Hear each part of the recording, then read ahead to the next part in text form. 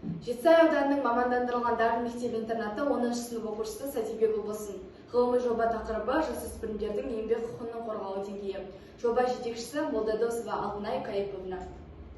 Зерттеудің өзектілігі.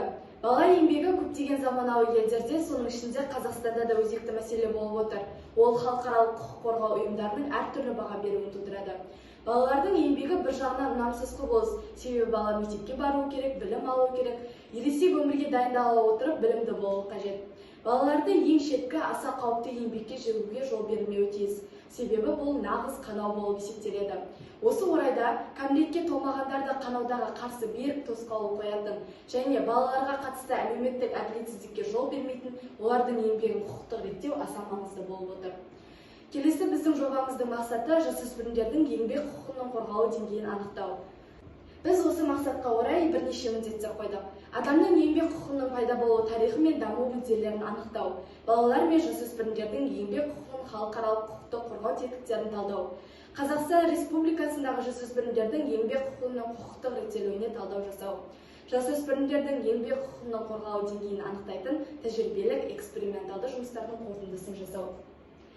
Біз жобамызда зерттеу барысында мынадай әдістемелерді қолдандық, яғни оқушылармен сауалнама жүргізу, сұхбаттасу, эксперимент ұйымдастыру, мәліметтерді сапалық және сандық сараптау, алынған нәтижелерді өңдеудің статистикалық, математикалық әдістері. Келесі бізде зерттеудің жаңалығы. Адамның еңбек құқығының пайда болу тарихы, даму ерекшеліктері анықталды. Балалар мен жасөспірімдердің еңбек құқығын халықаралық құқықтық қорғау тетіктеріне талдау жасалды. Келесі ғылыми зерттеу жұмысымыздың балалар мен жасөспірімдердің еңбек құқықтарын халықаралық құқықтық қорғау бөлімінде мынадай нәтижелерге қол жеткіздік. Кез келген адам қандай да бір еңбек қатынасына ене отырып, өз құқығын толық пайдалана алады. Әртүрлі кәсіпорындарда балалар еңбегін пайдалану көптеген мемлекеттердің арасында сыни сипатқа ие болды. Яғни, кәмелетке толмағандардың ересек өмірге мейлінше аз қатысу үшін бүкіл әлем бойынша қоғамның назарын аударып, балаларға лайықты және де бақытты балалық шақты қамтамасыз етуіміз қажет. Келесі бізде ғылыми зерттеу жұмысымыздың Қазақстан Республикасының жасөспірімдер еңбек құқығының құқықтық реттелуіне талдау жасау бөлімінде мынадай жағдайларды қарастырдық. Біріншіден, баланың құқықтары ерекше құнды және олар ересек адамдардың құқықтарына қарағанда қаталырақ түрде қорғалуы тиіс. Екіншіден, бұл еңбек заңнамасы саласында толықтай қатысты болып келеді.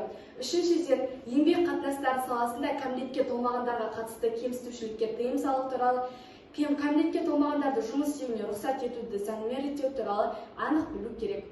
Біз ғылыми жобаның зерттеу барысында диаграммалық әдісті қолдандық, яғни зерттеу барысында 14 пен 18 жас аралығындағы мектеп оқушыларына сауалнама жүргізілді. Сұрақ бойынша сіз жұмыспен қамту орталығында жүгіндіңіз бе? Респонденттердің көпшілігі еңбек құқықтарын қорғау туралы Қазақстан Республикасының заңымен таныс, бірақ оны тәжірибеде қолданбады. Ол аз процентті көрсетеді, ал сауалнама жүргізілген сыныптардың 70% мұндай органның бар екенін білмейді. Келесі диаграммалық көрсеткіште жұмыс барысында жасаған байланысты кемсітушілік болған жағдайда не істер едіңіз?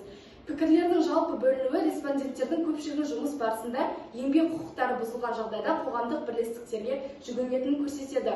Білмеймін деген жауап нұсқасын біз жауап алған респонденттердің 47% таңдады.